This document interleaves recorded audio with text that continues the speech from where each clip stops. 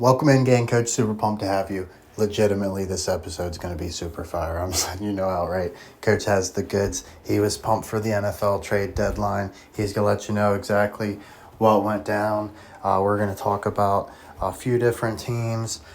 Coach did a video yesterday, if you remember. He said could age basically like milk overnight or even worse, because he said that the Browns weren't selling at the trade deadline. What do you know? They made a move, and it's a player going out. So we'll get over that first. But first, this is what Coach has to deal with, plus 3 other chihuahuas. So does anybody else have a pet that's entitled, just gets on their pillows the second they move somewhere and just thinks that that's their spot the rest of the day and would growl at you or bite you if you were to move them? So here's our move. The Brownies, the big sellers, right? Keep in mind, they picked up a tackle and swapped cornerbacks before this and got rid of Flacco. That's their selling so far, right? So Bears add pass rusher. We lost a pass rusher. Old Joe. We traded another Joe. Old Joe Schmo. How'd Joe work out for the fucking Brewers, the average Joes, right? So Joe Tryon Shoyinka. I've never even heard of this dude.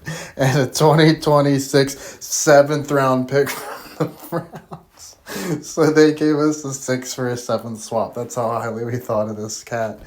So he's a former first round pick. So, an organization invested first round stock in him. Oh, yeah, it was the Buccaneers. They drafted him. So he literally was on our team for 1 year, and this year has logged 9 combined tackles. So we got to find a way to replace 9 tackles for the second stretch of the season and beyond. I don't know if we're going to be able to do it, boys.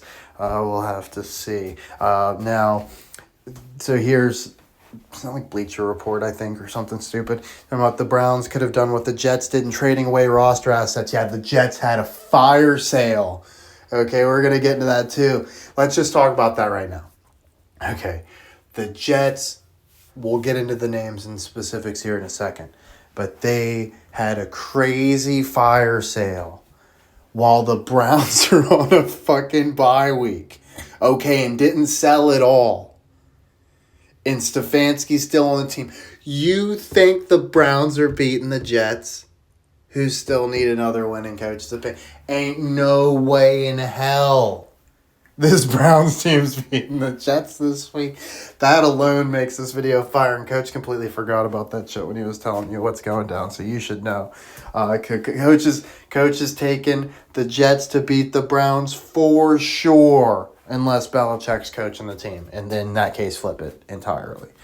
Right? That's the one disclaimer. If it's Stefanski, there's no way.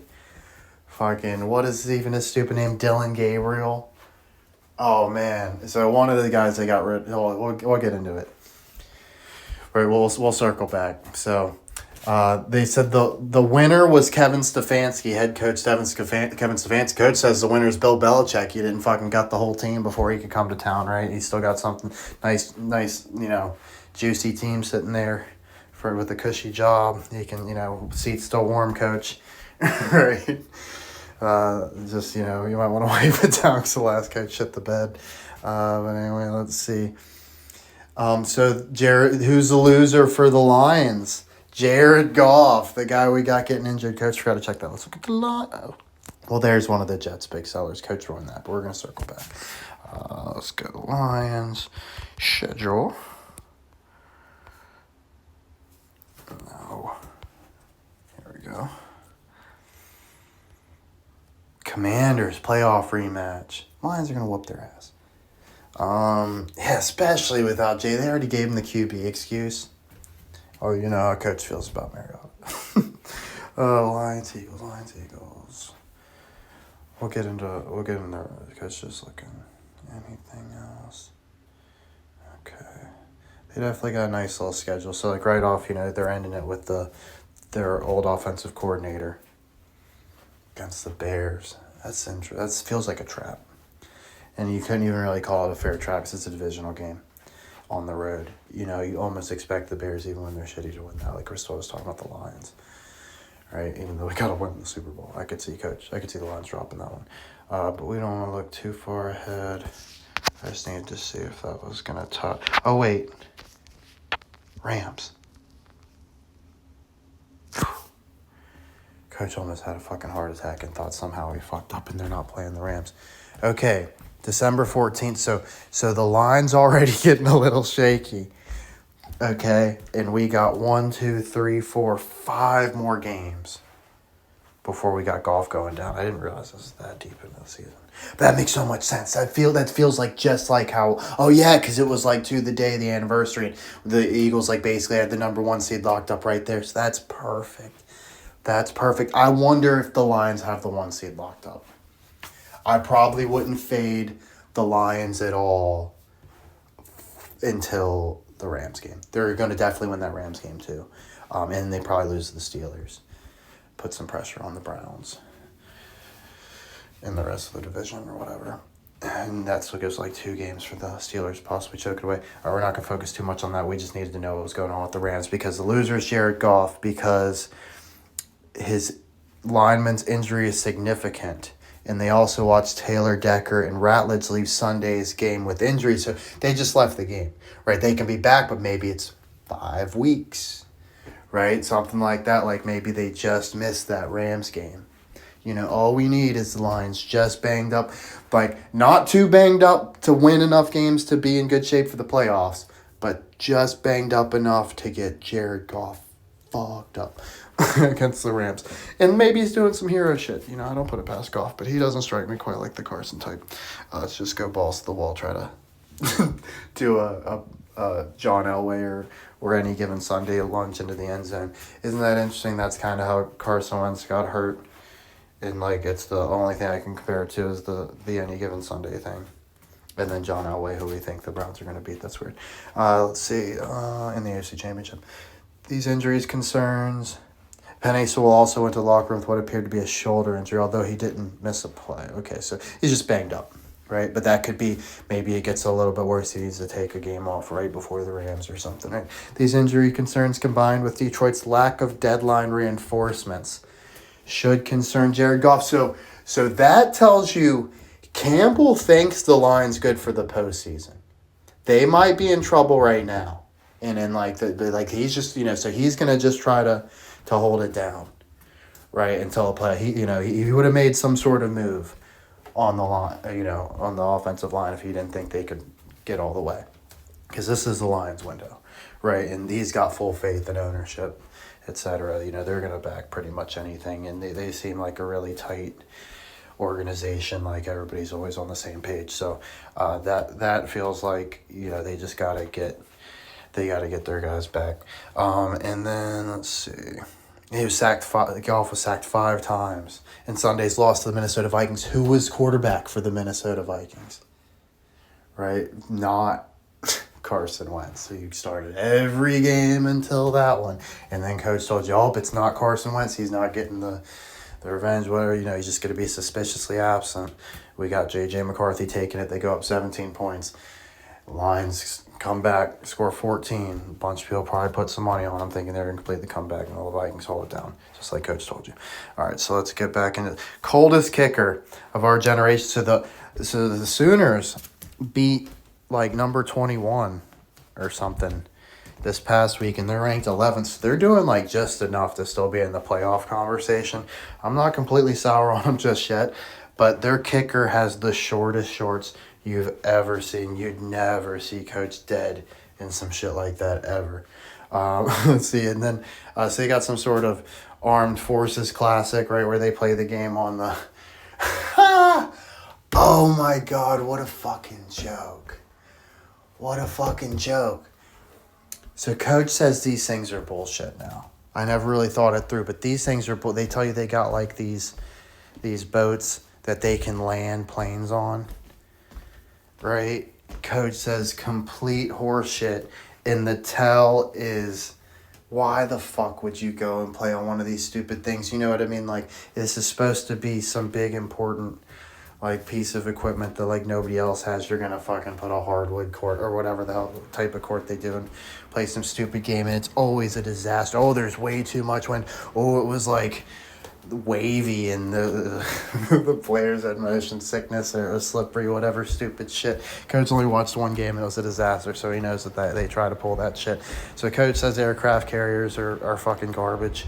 And this game is probably the funniest game to watch all season. There's no way coach is missing this, especially if they're shouting out Iceman after Val Kilmer went down. I'm sorry, I was just trying to think when is this game. It doesn't tell you the time. Coach doesn't want to miss this. So, and that's UConn, right? They got the defending champs. So let's see. This is like a crazy deep cut, and this is where coach is like kind of just warming you up, and then he's gonna like put you to sleep, and then he's gonna knock you out, right? Like Terrence Crawford, he's gonna play with you like Canelo, and then just hit you with like a brutal combination at the end, right? A nice flurry to finish you off. But Lyrics Born, okay. Coach was listening to Lyrics Born because coach is a music head. I wouldn't say a hip hop head. I can definitely get deeper into hip hop than probably anybody, but I would say, I'm almost just as passionate about all the other genres. I guess that one probably is my forte. But Coach likes a little bit of everything, just not so much like the more mainstream stuff for the most part. But anyway, Coach listening to Lyrics Born, and he started thinking, like, is this dude Young Gravy? It sounded just like him.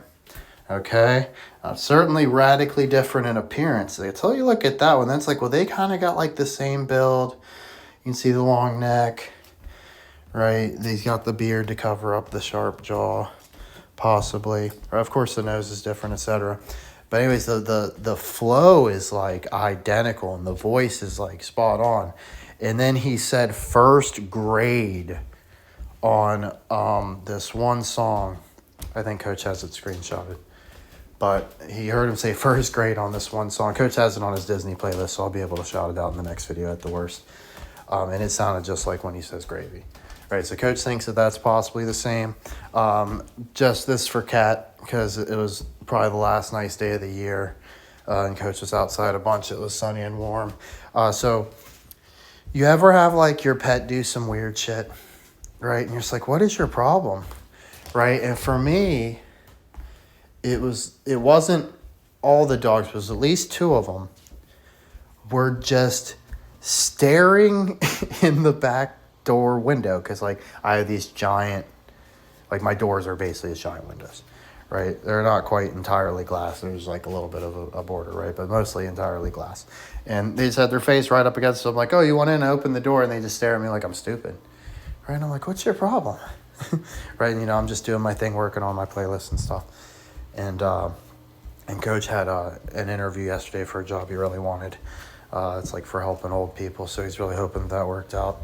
And he's had like the corporate sweats from the anxiety, right? So Coach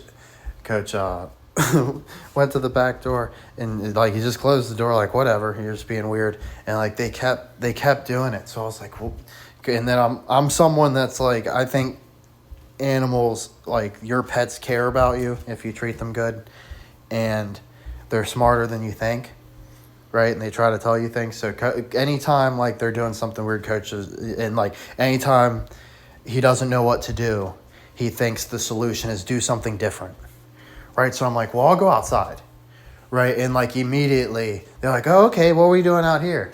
You know what I mean? I was like, oh my gosh, it's so nice. Like I had stepped outside, but not enough to like get into the sunshine, like just on the front deck. Like when I actually went like outside, I was like, oh my gosh, it's so warm. So I started doing like, just little stupid chores outside, like raking up the leaves and stuff.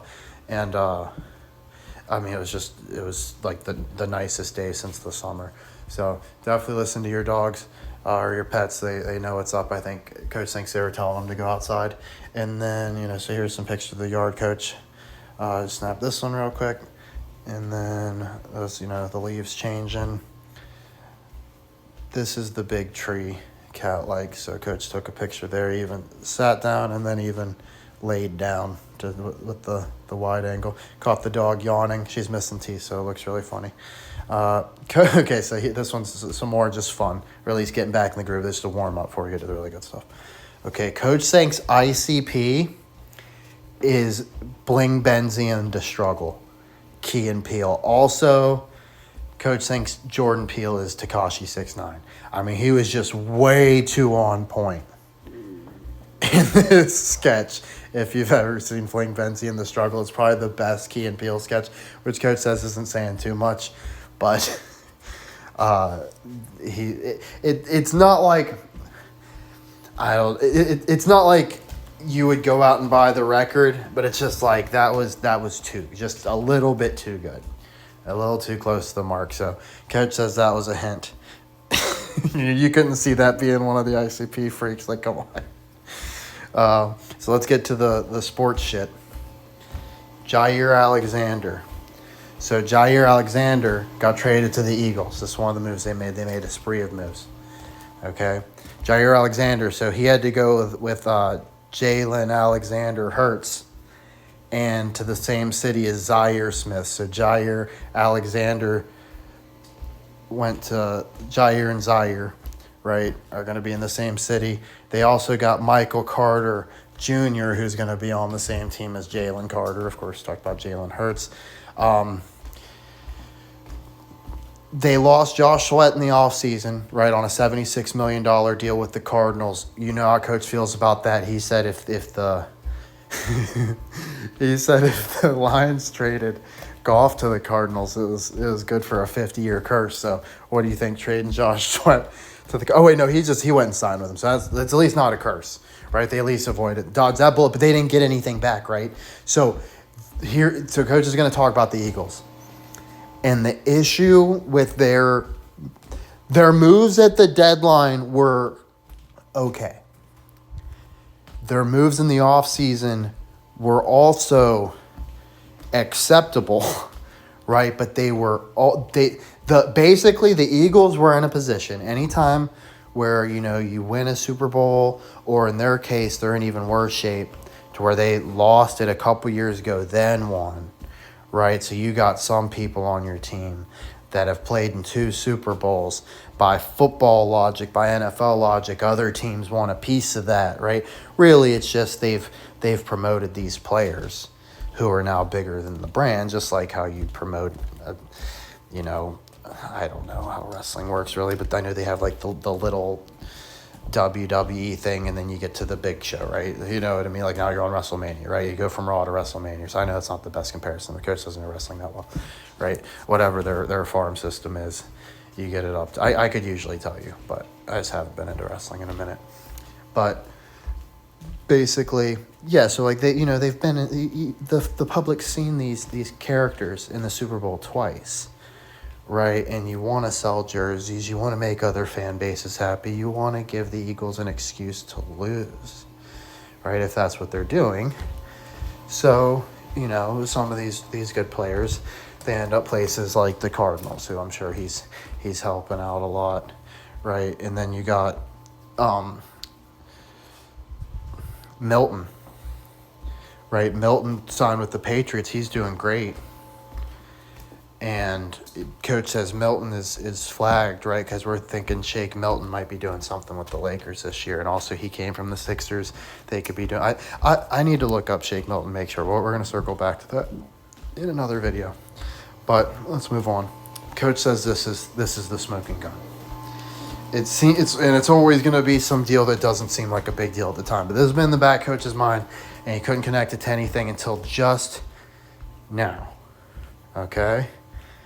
They let C.J. Gardner-Johnson go to the Houston Texans. They trade for 2 cornerbacks at the deadline. You know they needed those cornerbacks because coach was telling you they were sweating Denzel Ward hard.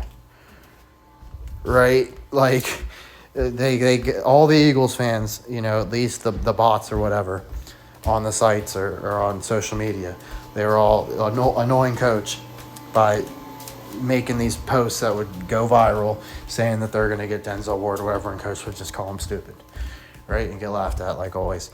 And so the Browns coach said made a good cornerback move. He thinks they improved swapping Greg Newsome for Tyson Campbell, right? And that's two cornerbacks that got swapped. Like, even if you think the Browns got the worst of it, well, why didn't the Eagles get involved and get the better end of those two? That's two cornerbacks that got flipped. Eagles blank out on both, right? Who do they go and get? They get a guy from the Dolphins who's on an expiring contract for a third-round pick, probably glorified fourth-round pick in their mind, right? So you can't hate it like too much, but it just still feels like an overpay. Especially when you got to think that your first and second round picks are less valuable too. So you want as many rounds in the chamber as possible. So giving up a third, coach says that hurts, right? If this, because the guy they went and got has an injury history. It's from the Dolphins. It worked out with Jay Ajayi, didn't work out with Ronnie Brown. And coach says good cornerbacks are tough to come by, typically, right? Now the Dolphins are definitely mostly in sell mode. But they didn't have a straight-up fire sale like the Jets did. Now, this player could work out for them. Right, I'm pretty sure he was like the one from the Dolphins, I'm thinking is like the lesser of the two cornerbacks they got. And he's the one that they've got like slotted to play the slot position and possibly move DeJean Cooper to the outside as the number 2, which coach says would be a disaster when you have someone that's so good in the slot. And of course, you always get promoted to the point of incompetence. That's like the rule in our society, right? But coach says if you got somebody dominating at a position, why you don't fix what's broken, right?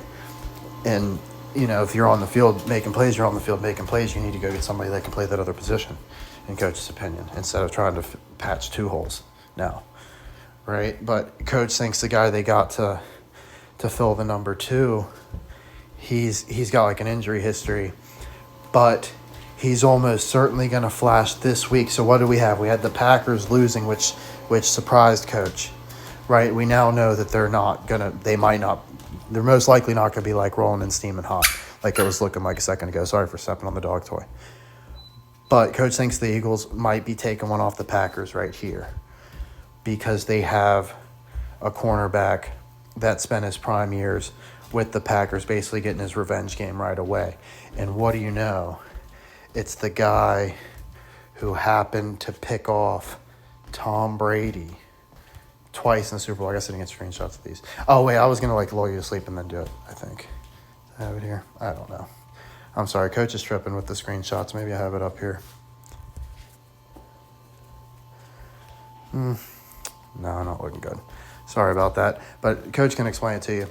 So they get the guy from the Dolphins, with the injury history. They've got the Packers guy set to get his revenge game, who happens to be, this is the real winner of the whole video, happens to be the guy who picked off Tom Brady in back-to-back possessions in the NFC Championship game. Is now on the Eagles, who coach has going against Tom Brady's Lions in the postseason this year. Is that interesting to you? And this guy's like washed now. He's not really the same player, but when he's it's not the guy that's on the screen, right? But the guy I'm telling you about. When he was in his prime, like that year he had back-to-back interceptions on Brady in the NFC Championship game. That postseason, he allowed less catches than he had interceptions. So this guy can be elite, but we haven't seen it in a while. He's got a huge injury history. Coach says most likely he plays that game, but he's got an injury excuse, like he's banged up, right? But they're still. Coach thinks that they're going to want him there so that they can sell you that the conspiracy rig is that this guy's going to pick off Tom Brady a couple times or whatever, right? But coach says, so the huge tell is that they make all these cornerback moves. They watch other cornerback moves go by. They lose C.J. Gardner-Johnson, but they don't lock up Sauce Gardner, the prize of the entire trade deadline, a caliber of cornerback you almost never see moved. Only a team as lowly and pitiful as the Jets would even consider giving, except maybe a team that's as tyrannical and demented as the Cowboys with Jerry Jones, right? Like those are the only two organizations-ish that you're going to see moving like a defensive back or probably even a linebacker that moves the needle like that much at the trade deadline, right? And so now Dylan Gabriel gets to go up against not Sauce Gardner next week, not this pass rusher that the Patriots just locked up that's going to be real good for him, right? Or et cetera. Like, they made a bunch of moves. I can't remember them all. But, so now the Browns are going into a team that they've beaten the team. Hold on, the Jets beat the Dolphins. I can't remember how that went. But either way, right, the Jets are horrible. There's no reason to think the Browns would lose this game, and they're going to, right? And there's going to be no recourse but to fire Stefanski and to bench Gabriel, of course. But Coach says he figured out the Belichick thing. Coach thinks that Belichick actually does good from here on out. I wouldn't fade Belichick in college the rest of the way. Coach thinks he's just going to be a complete douche and just bail on him. Why wouldn't he? That's the most Belichick opportunistic shit ever, right? The team finally starts winning and rallying around him. The slot opens up in the pros, right? And he just bails on him, of course. He's the villain. And they need everybody to not want him to win. So when he's in the Super Bowl, you root for the Lions. Coach says that's exactly how it's going down.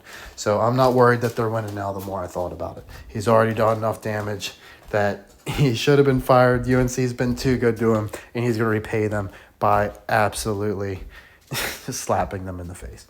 Now, let's see. And it'll save them that huge buyout.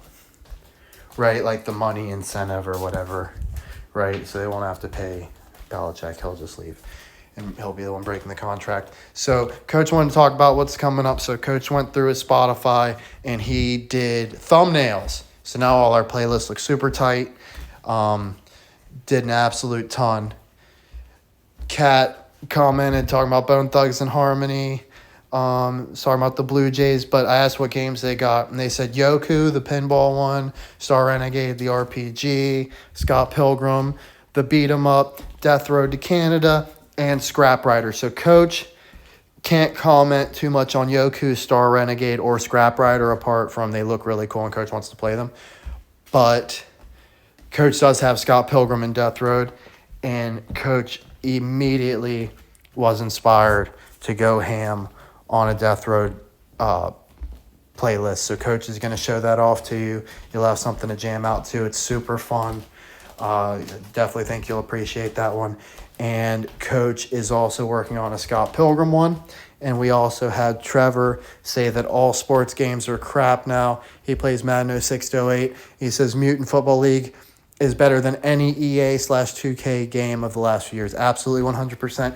And Coach made 2 insane playlists for the 2 Mutant Football games, okay, that he's going to show off to you as well. They're absolutely beyond brutal, just insane. So we're going to have fun, celebrate our 10-win week, celebrate the end of baseball season by having a little jam session in the next video. So if that's not your thing, you don't have to tune in for it. We got all the conspiracy stuff out of the way right here. Coach, appreciate you.